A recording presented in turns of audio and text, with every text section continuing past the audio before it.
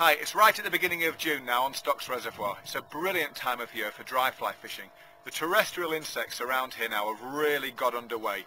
There's daddy long legs, there's soldier beetles, scorpion flies, sawflies, dung flies, lots and lots of different insects on the menu for the trout. We went in the undergrowth just a minute ago and had a quick look round for some samples that we can show you. And while we were there, we found plenty of insects, but we also found this. Okay? This is a baby stoat, yeah? Stocks is absolutely fantastic, not just for its fishing, but for its wildlife.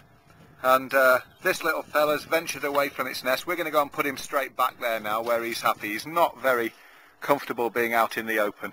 What a beautiful little creature.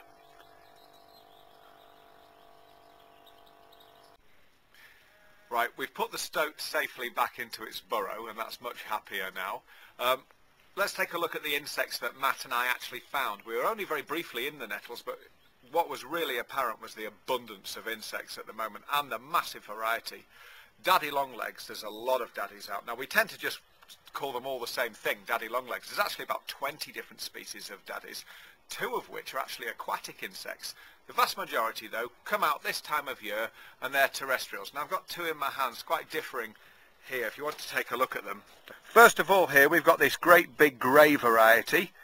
These are really well represented by the big natural deer hair daddies that we've got out there. And these at the moment, terrestrial insects scattering their eggs over the grasses. Doesn't take much of a breeze to blow these things onto the water. I'll let that one go. And here, looking a little bit worse for wear, is a completely different species. Very orange and very gingery brown. This is really good for the sort of ether foam daddy longlegs that you get from Fulling Mill. But again, just shows the difference in colour there. Okay. This very active beetle here, okay, is one of the many soldier beetles that you find in this country.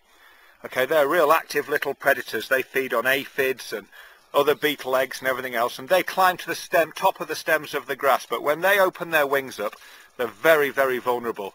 Just check out how brightly orange they are underneath. Okay. Here we have another type of soldier beetle there. Again, you can see it's very gingery orange, as most of them are. The great thing about all beetles is that their front set of wings has hardened into what you call elytra, and they have to open those, which it nearly did then, as it flies. They act like sails, so the slightest gust of wind will blow beetles onto the water. This one here is what you call a blutzidae or a blood cicada, okay, and they're a bit related to the frog hoppers that create cuckoo spit. Lots of these around this year, really brightly coloured. This one's broken, as you can see. Okay, but those will also get blown onto the water. Amongst the other types of beetles you're going to find are leaf mint beetles, which are a very, very bright green little beetle which covers the leaves of most of the willows up there at the top end of the reservoir. With such a variety of insects around at the moment, then the colours that the fish are taking are going to be ginger, blacks, reds, all sorts. So perhaps rather being really, really fussy about the sort of patterns and flies you're tying, the most important things are accuracy of casting, covering those rising fish quickly. They're used to seeing a whole load of different insects on the water. What sort of fish are going to be coming up and taking the flies? Well, take a look at this that we put in the other day. Cheers, guys. I'll show you this brown trout. It's absolutely stunning.